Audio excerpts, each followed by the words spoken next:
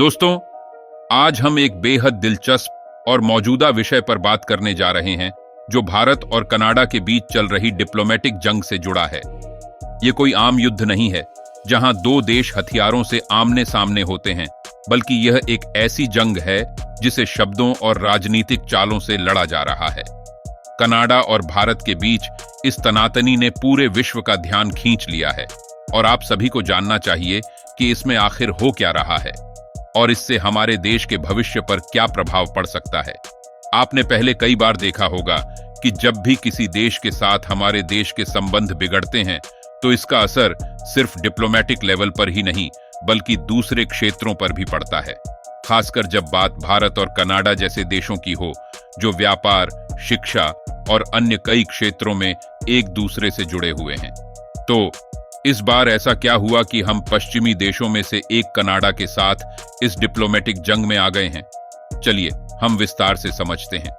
भारत और कनाडा के बीच तनाव का आरंभ इस पूरे मामले की शुरुआत तब हुई जब कनाडा के प्रधानमंत्री जस्टिन ट्रूडो ने भारत पर गंभीर आरोप लगाए। उनका दावा था कि कनाडा में रह रहे एक सिख अलगाववादी नेता की हत्या के पीछे भारत का हाथ हो सकता है। यह आरोप न केवल भारत को चौंकाने वाला था बल्कि इसने दोनों देशों के बीच तनाव को भी बढ़ा दिया।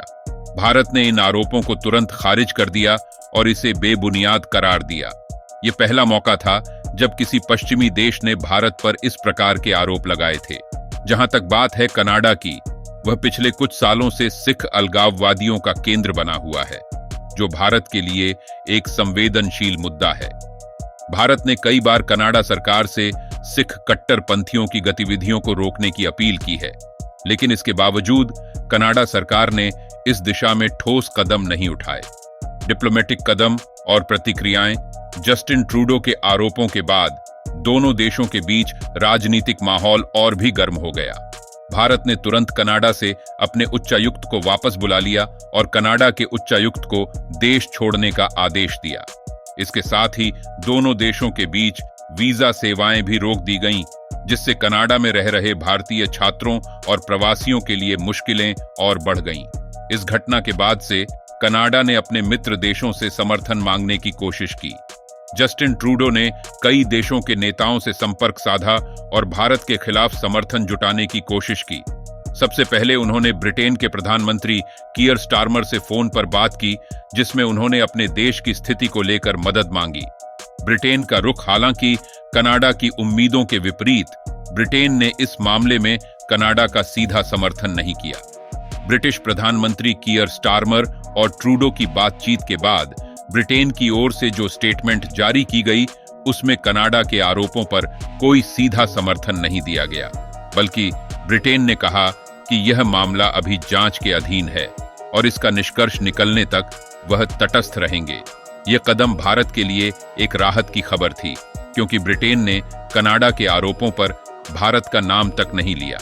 इससे साफ जाहिर हो गया कि ब्रिटेन भारत के साथ अपने संबंधों को खराब करने का कोई इरादा नहीं रखता। ब्रिटेन और भारत के बीच व्यापार और आर्थिक संबंध काफी महत्वपूर्ण हैं और ब्रिटेन शायद इस मुद्दे को लेकर किसी जल्दबाजी में नहीं है। अमेरिका का रुख। अब सवाल यह उठता है कि अमेरिका इस पूरे विवाद में कहां खड़ा है।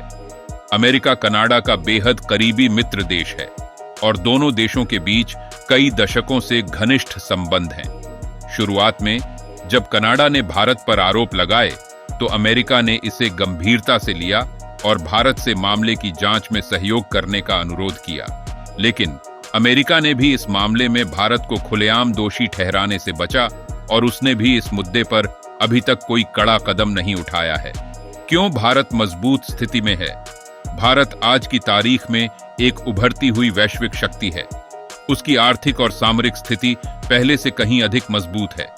भारत आज अमेरिका, ब्रिटेन और अन्य पश्चिमी देशों के साथ अपने संबंधों को मजबूती से कायम रखे हुए है।